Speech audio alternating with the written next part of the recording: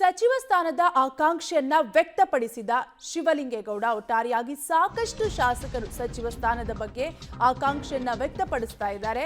ಇದರ ಬೆನ್ನಲ್ಲೇ ಸಚಿವ ಸ್ಥಾನ ಆಕಾಂಕ್ಷೆಯನ್ನ ಶಿವಲಿಂಗೇಗೌಡ ವ್ಯಕ್ತಪಡಿಸಿದ್ದು ಸಂಪುಟ ಪುನಾರಚನೆ ಮಾಡ್ತೀವಿ ಅಂತ ಹೇಳಿದ್ರು.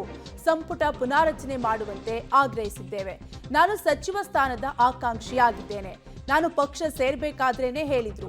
ಮಂತ್ರಿ ಸ್ಥಾನ ಸಿಗುವ ಭರವಸೆಯಲ್ಲಿದ್ದೇನೆ ಅಂತ ಸಭೆ ಬಳಿಕ ಶಾಸಕ ಶಿವಲಿಂಗೇಗೌಡ ಹೇಳಿಕೆಯನ್ನ ನೀಡಿದ್ದಾರೆ.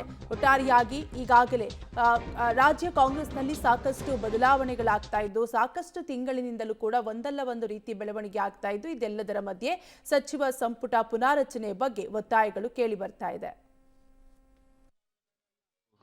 25 ಜನ 30 ಜನ ಶಾಸಕರು ಸೇರಿದ್ದು ನಮ್ಮ ಉದ್ದೇಶ ಎಷ್ಟು, 2.5 ವರ್ಷಕ್ಕೆ ರೀಶಫಲ್ ಮಾಡ್ತೀವಿ ಅಂತೇಳಿ ನಮ್ಮ ಹೈಕಮಾಂಡು ನಮ್ಮ ಮುಖ್ಯಮಂತ್ರಿಗಳೆಲ್ಲ ಹೇಳಿದರು.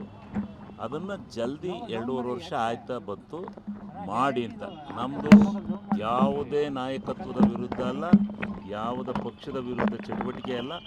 ನಮ್ಮ ಸಮಾನ ಮನಸ್ಕರೆಲ್ಲ ಸೇರಿ ನಮಗೆ ರೀಶಫಲ್ ಮಾಡಿ, ನಮಗೆ ಯಾರ್ಯಾರಿಗೆ ನಿಮ್ಗೆ ಅವಕಾಶ ಸಿಗುತ್ತೋ ನಿಮಗೆ ಬಿಟ್ಟಿದ್ದು, ನೀವು ಯಾರಿಗೆ ಕೊಡ್ತೀರೋ ಅವರಿಗೆ ಕೊಡಿ, ನಮಗೆ ಕೊಡಿ ಅಂತಲ್ಲೇ ನಾವು ಕೇಳೋದಿಲ್ಲ. ನೀವು ಯಾರ್ಯಾರಿಗೆ ಹೇಳಿದ್ದೀರಿ ಅವರಿಗೆ ರೀಶಫಲ್ ಜಲ್ದಿ ಮಾಡಬೇಕು ಅನ್ನೋದನ್ನು ಅವ್ರಿಗೆ ಮನವಿ. ನಾನು ಪ್ರಮುಖ ಆಕಾಂಕ್ಷಿ ಆಗಿದ್ದೀನಿ. ನನಗೆ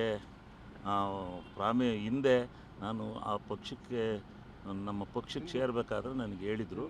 ಅದನ್ನು ನಾನು ಮನವರಿಕೆ ಮಾಡ್ತಾಯಿದ್ದೀನಿ. ರೀಶಫಲ್ಲೇ ಆಗಿಲ್ಲ, ಅದರಿಂದ ರೀಶಫಲ್ ಅದಕ್ಕೆ ಕೊಡ್ತಾರೆ ಅಂತ. ರೀಶಫಲ್ ಆದರೆ ಸಿಗುತ್ತೆ ಅನ್ನೋ ಭರವಸೆಲಿದ್ದೀನಿ. ಅದು ಆ ಪರಮಾತ್ಮ ಬಿಟ್ಟು ನೋಡೋಣ, ಭಗವಂತ ಏನು ಮಾಡ್ತಾನೆ ನೋಡೋಣ.